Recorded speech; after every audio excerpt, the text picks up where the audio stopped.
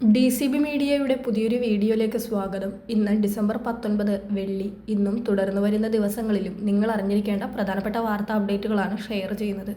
Channel ആദ്യമായി കാണുന്നവർ subscribe ചെയ്യുക, വീഡിയോ ഇഷ്ടമായാൽ ലൈക്ക് ചെയ്യുക, ഫേസ്ബുക്കിൽ കാണുന്നവർ പേജ് ഫോളോ കൂടി ചെയ്യുക. ആദ്യത്തെ അറിയിപ്പ്, രാജ്യത്ത് 2026 ജനുവരി 1 മുതൽ CNGയുടെയും ഗാർഹിക PNGയുടെയും വില കുറയും. കേന്ദ്ര പെട്രോളിയം പ്രകൃതിവാതക റെഗുലേറ്ററി ബോർഡ് നടപ്പാക്കുന്ന നികുതി പുനഃക്രമീകരണത്തെ തുടർന്നാണിത്. ഇന്ത്യയിലുടനീളമുള്ള ഉപഭോക്താക്കൾക്ക് ഇതിന്റെ പ്രയോജനം ലഭിക്കും. അതാത് സംസ്ഥാനങ്ങളുടെയും ബാധകമായ നികുതികളുടെയും അടിസ്ഥാനത്തിലായിരിക്കും ഈ വിലക്കുറവ്. പുതിയ ഏകീകൃത നികുതി ഘടനയിലൂടെ ഉപഭോക്താക്കൾക്ക് യൂണിറ്റിന് 2 മുതൽ 3 രൂപ ലാഭമുണ്ടാകുമെന്ന് PNGRB അംഗം. അടുത്ത അറിയിപ്പ്, കേരളത്തിനുള്ള കടമെടുപ്പ് പരിധി കുറച്ചിരിക്കുകയാണ് കേന്ദ്ര സർക്കാർ. 3 മാസത്തേക്ക് കടമെടുക്കാൻ 12,516 കോടിയായിരുന്നു ബാക്കിയുണ്ടായിരുന്നത്. ഇതിൽ നിന്ന് 5,944 കോടി രൂപയാണ് വെട്ടിക്കുറച്ചത്. ബജറ്റിന് പുറത്ത് കിഫ്ബിയും പെൻഷൻ കമ്പനിയും അടക്കമുള്ള സ്ഥാപനങ്ങൾ അധിക വായ്പ എടുത്തുവെന്ന് ചൂണ്ടിക്കാട്ടിയാണ് കേന്ദ്രത്തിന്റെ നടപടി. തുക വെട്ടിക്കുറച്ചതോടെ ഇനി ആകെ 6,572 കോടി രൂപ മാത്രമായിരിക്കും സംസ്ഥാന സർക്കാരിനെ കടമെടുക്കാനാകുക.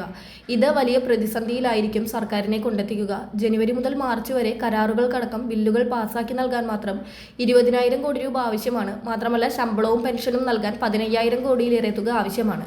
2,000 രൂപയായി വർദ്ധിപ്പിച്ച ക്ഷേമ പെൻഷനും നൽകണം. ഇതെല്ലാം നികുതിയടക്കമുള്ള വരുമാനം കൊണ്ട് മാത്രം സാധ്യമാകില്ലെന്നാണ് സർക്കാരിന്റെ വിലയിരുത്തൽ.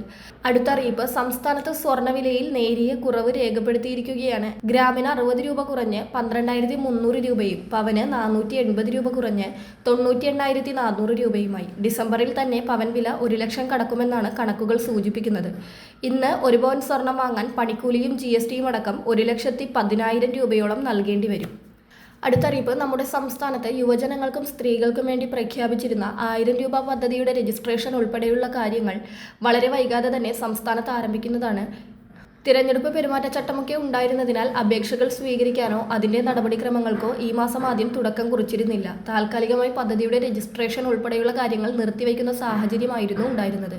എന്നാൽ ഇപ്പോൾ തിരഞ്ഞെടുപ്പ് പെരുമാറ്റച്ചട്ടമൊക്കെ അവസാനിച്ച സാഹചര്യത്തിൽ വിവിധ പദ്ധതികൾക്കുള്ള രജിസ്ട്രേഷൻ വളരെ വൈകാതെ ആരംഭിക്കുന്നതായിരിക്കും. സ്ത്രീകൾക്ക് 1,000 രൂപ വീതം നൽകുന്ന സ്ത്രീ സുരക്ഷാ പെൻഷൻ പദ്ധതിയും 1,000 രൂപ വീതം യുവജനങ്ങൾക്ക് സ്കോളർഷിപ്പ് നൽകുന്ന പ്രജ്വല പദ്ധതിയുമാണ് സർക്കാർ പ്രഖ്യാപിച്ചത്. ഈ പദ്ധതികളിലേക്കുള്ള രജിസ്ട്രേഷൻ വളരെ വൈകാതെ തന്നെ ആരംഭിക്കും. അപ്പോൾ അർഹതയുള്ളവർ അപേക്ഷ വയ്ക്കാൻ മറക്കരുത്. അടുത്ത അറിയിപ്പ്, സംസ്ഥാനത്ത് ഇപ്പോൾ ഡിസംബർ മാസത്തെ പെൻഷൻ വിതരണം പുരോഗമിക്കുകയാണ്. അതോടൊപ്പം ഇതേ സാഹചര്യത്തിൽ പെൻഷനിൽ വീണ്ടും ഒരു വർധന ഉൾപ്പെടെയുള്ള കാര്യങ്ങളൊക്കെ ഉണ്ടാകുമെന്നാണ് റിപ്പോർട്ടുകൾ എത്തുന്നത്. സംസ്ഥാന ബജറ്റിലായിരിക്കും ഇത് സംബന്ധിച്ച പ്രഖ്യാപനങ്ങൾ ഉണ്ടാവുക. പെൻഷൻ വർധനവ് വീണ്ടും ഉണ്ടായിരിക്കുമെന്ന റിപ്പോർട്ടുകളാണ് പുറത്തുവരുന്നത്. നിയമസഭാ തിരഞ്ഞെടുപ്പ് അടുത്തു വരികയാണ്. അതിനു മുൻപ് തന്നെ സംസ്ഥാന ബജറ്റ് ഉണ്ടാകും. സംസ്ഥാന സർക്കാരിന്റെ അവസാന ബജറ്റ് കൂടിയാണ്.